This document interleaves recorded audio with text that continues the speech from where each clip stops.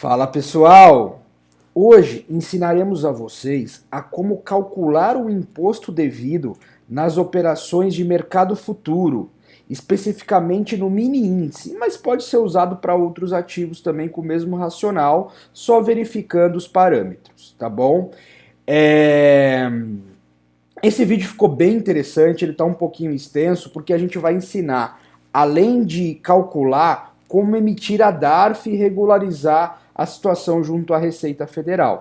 Então fique até o final que ele ficou bem didático e muito bacana esse conteúdo. Então vamos lá. Primeiramente, o que a gente precisa saber quando a gente vai calcular o imposto devido no mini índice? Que a gente vai pagar imposto em cima do valor líquido. O que é o valor líquido? A gente tem o resultado da nossa operação e nós temos que tirar os custos envolvidos naquele trade que a gente fez. Tá? Então, assim, nem todo mundo sabe, né? Mas quando a gente tem um resultado, a gente vê lá na nossa plataforma, na nossa corretora, aquele resultado, no dia seguinte vai creditar na nossa conta aquele valor e logo em seguida vai ter uma dedução. E essa dedução são os custos incorridos. Então, para a gente calcular o imposto, a gente vai descontar esses custos e aí sim calcular o imposto devido.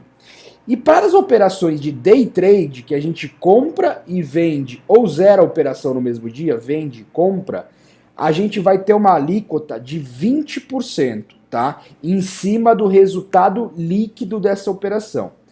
Não fiquem preocupados que isso vai ficar muito simples quando a gente for aqui para a prática. Então eu fiz essa planilha aqui para me auxiliar no cálculo, tá? É uma planilha muito simples. Para quem não sabe mexer com Excel ou tem alguma dúvida de como fazer essa planilha, deixa o e-mail aqui nos comentários do vídeo que a gente encaminha essa planilha para vocês de forma mais simples aí fazerem os cálculos, tá? Então vamos lá. Basicamente, nós temos três custos numa operação no mercado futuro: a corretagem, emolumento e taxa de registro. A corretagem, ela varia de corretora para corretora. Então, como vocês sabem, hoje tem corretoras no mercado que praticam zero de corretagem, tem corretoras que praticam R$ 1 de corretagem e tem corretoras que praticam 10 centavos. Então é uma coisa que a gente vai ter que se adaptar de acordo com a realidade de cada corretora e por onde vocês operam. Tá? Então vamos partir do pressuposto aqui nesse exemplo que é 5 centavos a minha corretagem. Já os emolumentos, isso é fixo, pessoal, e lembrando que isso pode variar. Então, na data de gravação desse vídeo, o emolumento está 8 centavos e a taxa de registro também está 17 centavos. Isso não interessa se você tem corretagem zero, se você está na corretora A, B ou C. Esses custos vão existir numa operação, no mini índice, no mercado futuro, independente da corretora que você esteja, que essa receita é a receita da bolsa, tá? O emolumento e a taxa de registro.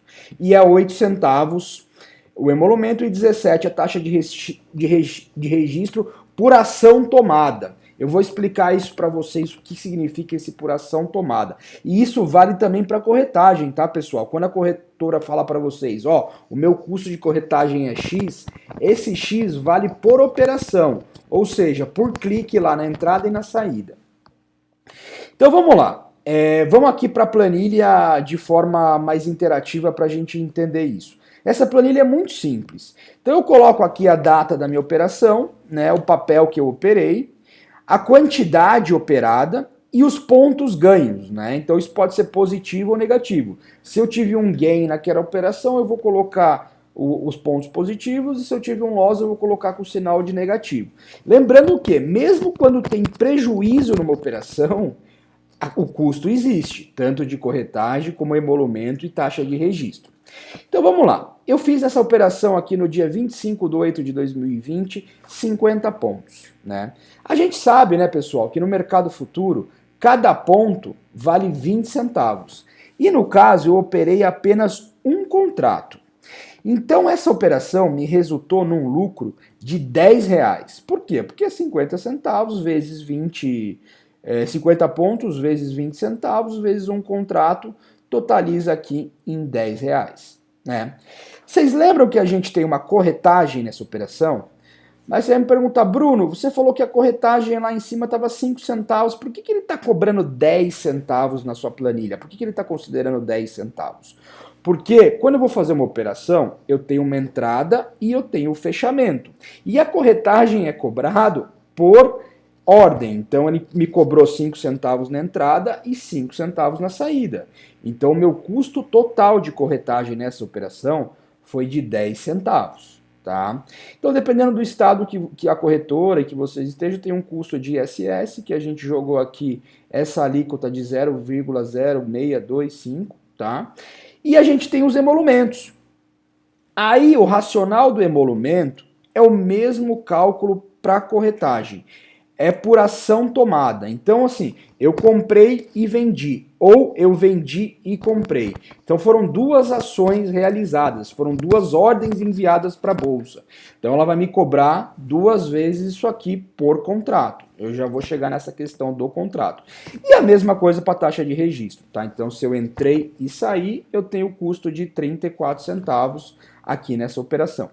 Isso aqui, pessoal, me resultou em 9,39 líquido. Por quê? Que é R$10 menos a corretagem, menos emolumentos, taxa de registro e ISS, me resultou aqui num resultado total líquido de 9,39.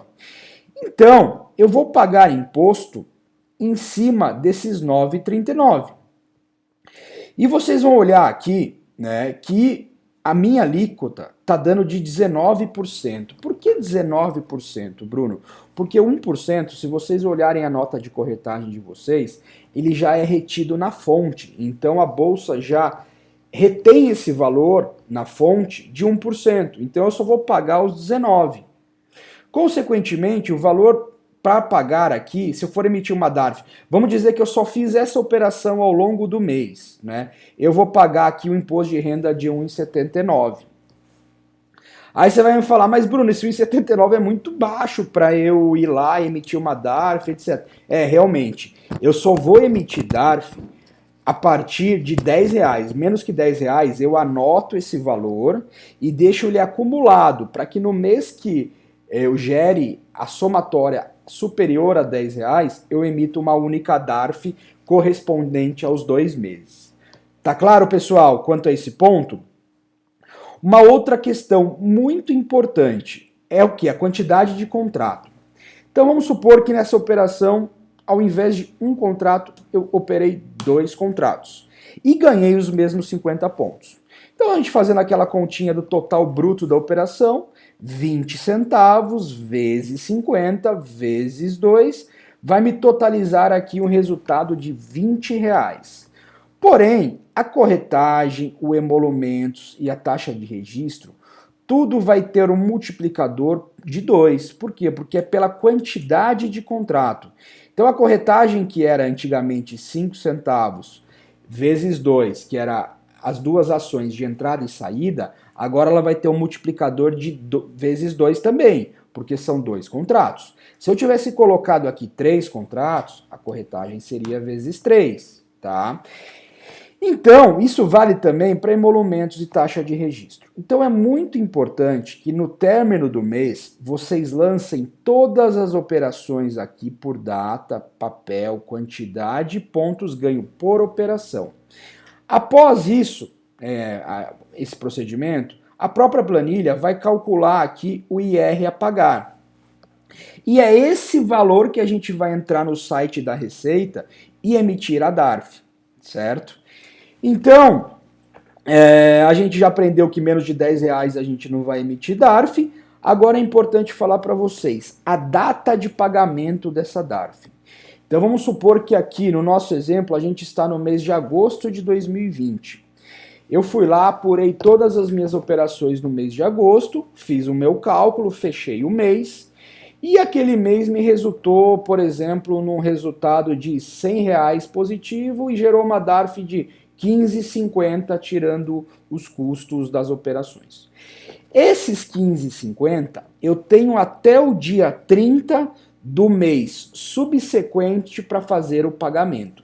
Então eu fechei o mês de agosto, eu tenho até o dia 30 de setembro para fazer o pagamento dessa DARF, certo? Então, eu já deixei aqui o site da Receita Federal Para quem não sabe, é só entrar no Google e digitar SQL Web, tá? SQL Web. Depois de digitar SQL Web, vocês vão clicar aqui, ó, em preenchimento rápido. Após clicar em preenchimento rápido, é só ir preenchendo com as informações pessoais de vocês. Então vocês vão colocar CPF, data de nascimento, vão para a próxima tela. Quando seguir para a próxima tela, ela vai perguntar qual é o código dessa operação. E as operações em renda variável no Brasil, o código é o 6015. Então vocês vão informar o 6015, o mês de competência, que no caso aqui do nosso exemplo foi o mês de agosto, e vocês vão colocar o valor do imposto devido. Então vocês vão colocar lá, no caso nosso do exemplo aqui, foi os 15,50 lá, que é o valor que eu tenho que pagar, que vai sair no meu boleto lá, na minha DARF para eu fazer o pagamento. Aí é só dar um concluir, ele já vai emitir a telinha lá com as informações para fazer o pagamento e é realizar o pagamento até o último dia útil do mês subsequente, tá? Eu espero que esse vídeo tenha ajudado vocês. É um vídeo que tentei fazer uma forma bem resumida. Lembrando que eu não sou contador de formação, então é um vídeo bem didático de como eu faço para calcular as minhas operações. Eu espero muito que vocês tenham gostado. Deixa o like, deixa o comentário. Quem quiser receber essa planilha aqui por e-mail, só deixar o e-mail aqui nos comentários que a gente manda para vocês. Tá bom, pessoal? Muito obrigado pela atenção e pela paciência. Até o próximo vídeo.